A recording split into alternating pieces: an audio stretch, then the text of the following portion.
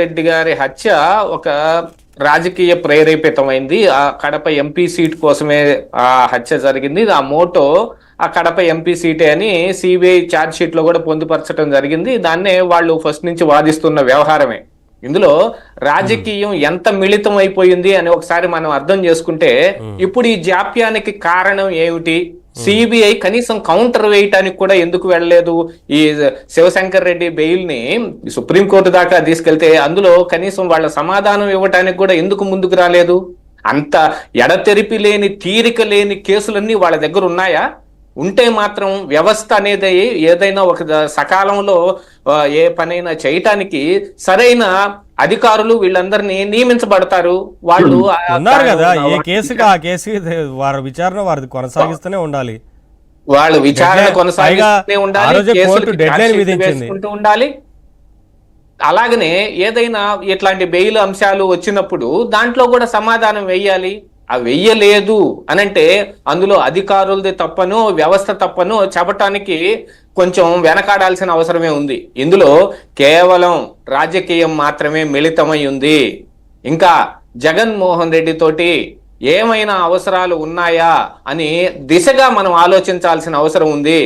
రాజ్యసభలో బలం లేకపోయిన కారణానికి కావచ్చు, లేకపోతే జగన్మోహన్ రెడ్డి అంటే మరి పైన కేంద్రంలో ఉన్న ఆ పెద్దలకు కూడా ఇంకా ఆయన మీద ప్రేమాభిమానాలు చూపిస్తున్నారని అనుకోవచ్చు. ఎందుకంటే గత 5 సంవత్సరాల పాలన మనం చూసాం.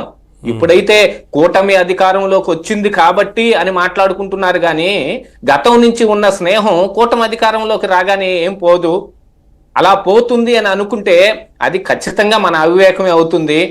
ఇంకా ఆయనతోటి లావాదేవీలు ఏమైనా ఉన్నాయా? ఎందుకంటే కర్నూలులో జరిగిన ఇన్సిడెంట్ ప్రకారంగా మనం చూస్తే సిబిఐ ఏమైనా చేయగలిగిన అవకాశాలు ఉండి కూడా ఈ ఆంధ్రప్రదేశ్ రాష్ట్ర పోలీసులు ఎస్పీ గారు వచ్చి అక్కడ చుట్టూతా పహారా కాసి హాస్పిటల్లోకి కనీసం అవినాష్ రెడ్డిని కలవటానికి ఒక్క అధికారిని కూడా అనుమతించకపోతూ ఉన్న వ్యవహారాలు మనం చూసిన తరువాత సిబిఐ నెమ్మకి నీరెత్తినట్టుగా ఒకంత డౌన్ ప్లే చేస్తోంది. ఈ వ్యవహారంలో అవినాష్ రెడ్డిని పట్టుకోదలుచుకుంటే అతను కర్నూలు దాకా వెళ్లే అవకాశం కూడా ఇచ్చేది కాదు. ఇక్కడ హైదరాబాద్ లో ఉండగానే పట్టుకునేవాళ్ళు. ఆయన ముందు వెళ్తూ ఉంటాడట, వెనక సిబిఐ వెంటాడుతూ ఉంటుందట. ఈ కట్టుకథలు మనం అన్ని నమ్మాలట. ఇదేనా ఇప్పుడు జరుగుతుంది? అదే అవినాష్ రెడ్డి కాకుండా మరి ఏ ఒక్కళ్ళైనా వేరే వాళ్ళు ఎవరైనా అయితే ఆ అవకాశం ఉండేదా? అయినా సిబిఐ అవినాష్ రెడ్డిని అరెస్టు చేసింది అనే సంగతి కూడా బయటకు వచ్చింది. A8గా ఆయన అరెస్ట్ చేసి ఇదిగో అరెస్టు అదిగో బెయిల్ ఇచ్చారనే విషయం కోర్టులో ఛార్జ్ షీట్ వేసినప్పుడు కదా మనకి తెలిసింది. అలాంటిది ఒక అరెస్టు చేశాము అని చెప్పుకున్నట్టుగానే కనిపిస్తా ఉంది. దాంతో పాటుగా ఎవరెవరైతే ఇప్పుడు బెయిల్ పిటిషన్లు వేస్తూ ఉన్నారో చేయాలి కదా అన్నట్టు చేసి అప్పటికప్పుడే బెయిల్ ఇస్తారా? మొక్కుబడిగా చేసి వాళ్ళకి కావాల్సినవన్నీ రైట్ ట్రయల్ గా గ్రీన్ ఛానల్ ఏర్పాటు చేసి పోవటానికి వాళ్ళు దారి ఇచ్చినట్టు అయింది. ఈ కర్నూలు ఇన్సిడెంట్ ని బేస్ చేసుకుని అవినాష్ రెడ్డిని అరెస్ట్ చేస్తే అసలు బెయిల్ కూడా రాకూడదండి. బెయిల్ కూడా రాకూడదు. ఎందుకంటే తప్పించుకునే ప్రయత్నాలు చేస్తూ ఉన్నాడు. చట్టం ఎవరికైనా చట్టమే అనే విషయాన్ని మరి సిబిఐ గట్టిగా వాదించి అవినాష్ రెడ్డిని అరెస్ట్ చేసిన తర్వాత బెయిల్ కూడా రాకుండా చేయాలి.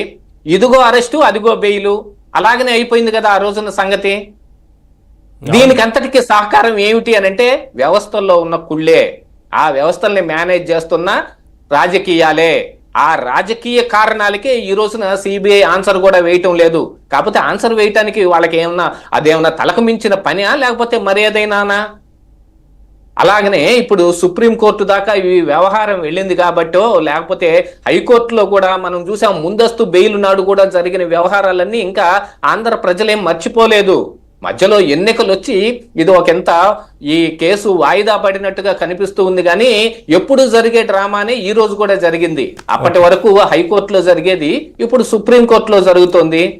ఈ వ్యవస్థని ఎవరైతే మేనేజ్ చేస్తూ ఉన్నారో, ఏ రాజకీయాలకైతే ప్రలోభపడి ఈ వ్యవస్థలన్నిటినీ వాళ్ళ చేతుల్లో గుప్పెట్లో పెట్టుకున్నారో కేవలం వాళ్లే కారణం. ఇది సిబిఐ కానే కాదు. వాళ్ళు ఇంకా తెలుస్తుంది.